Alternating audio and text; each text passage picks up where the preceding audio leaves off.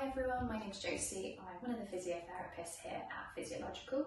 So today I'm going to be showing you 2 exercises to help increase the range of motion at the shoulder joint, and also 2 exercises to increase the strength of the muscles and tendons that surround the shoulder.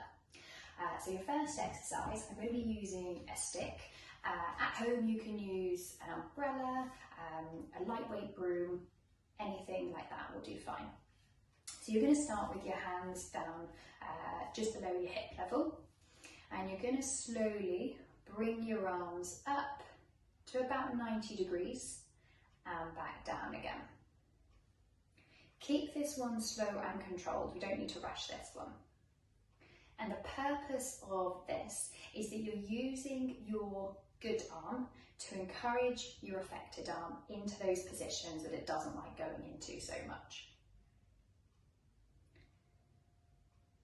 So your second exercise, using the stick again, you're going to hold the stick out in front of you, elbows at 90 degrees. The key with this is to keep the inside of your elbows tucked into your rib cage. So imagine you've got some glue on the inside of your elbows and it's sticking your elbows to your rib cage.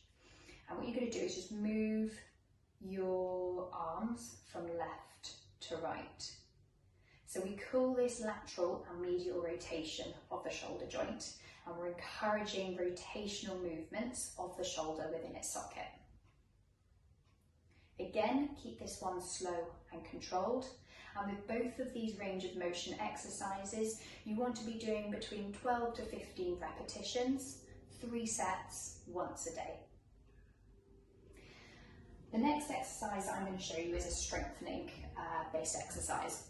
And the purpose of these exercises is to strengthen those rotator cuff muscles which sit around your shoulder joint. So the rotator cuff muscles are 4 muscles which sit around the shoulder joint, and the whole point of them is they provide stability to the shoulder joint. So they keep your upper arm bone in its socket and make that joint more stable. So it's really important that we strengthen them.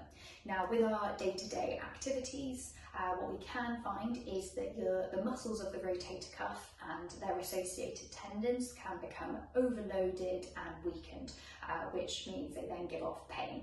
So these exercises will help to gradually load and strengthen those rotator cuff muscles and tendons so that they're in a stronger position, ready for heavier loads within our day-to-day activities. So your first exercise, using a resistance band for this one, but if you don't have a resistance band, don't worry, because I will show you an alternative with a free weight. So your good arm is going to be your anchor for this, and your affected arm is the one that's going to be doing the work. So starting with your elbows tucked into the rib cage again, anchoring your good arm, so that one's not moving, and then you're going to use your affected arm to rotate outwards and inwards, outwards and inwards, remembering to keep the inside of your elbows tucked against your rib cage. So I'll show you an alternative using the free weight. If you don't have a free weight at home, you can use something like a can of beans or a bottle of water. Anything that has load is absolutely fine. So starting with the weight out in front of you, keep the inside of your elbow tucked into the rib cage, and you're going to rotate outwards and inwards. Rotate outwards and again inwards, keeping it nice and slow and controlled. And with both these exercises, you want to be doing between 8 to 12 repetitions, 3 sets, once a day. The final exercise I'm going to show you, I'll show you first with the resistance band and then with the free weight as an alternative. So starting with the hand, so your good arm or good hand down by your side, so just below hip level, and you're going to bring your affected arm up at a diagonal and back down again. Again, keeping this slow and controlled. So out at a diagonal and back down again.